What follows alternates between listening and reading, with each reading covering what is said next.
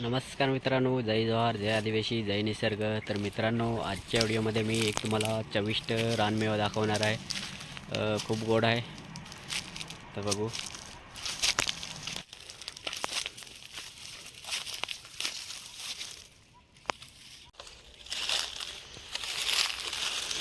तर मित्रांनो, हा बघा सुंदर चविष्ट रानमेवा.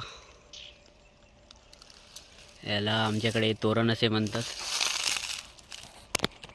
तर मित्रांनो, हा रानमेवा आपल्याला जंगलामध्ये सहजपणे खायला भेटतो.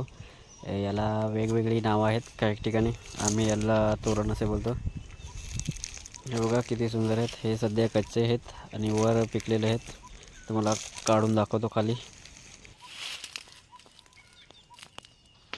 तर मित्रांनो, हा रानमेवा कच्चा असतो तेव्हा लालसर रंगाचा असतो आणि पिकल्यावर सफेद रंगाचा होतो.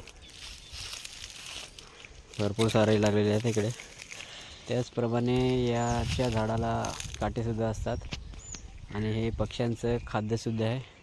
गोड असल्यामुळे पक्षी मोठ्या प्रमाणात याच्यावर येतात. हा बघा मित्रांनो, चविष्ट रानमेवा तोरण. हा खूप गोड आहे. तर मित्रांनो, तुम्ही कधी खाल्ला आहे का? कमेंट्समध्ये नक्की सांगा.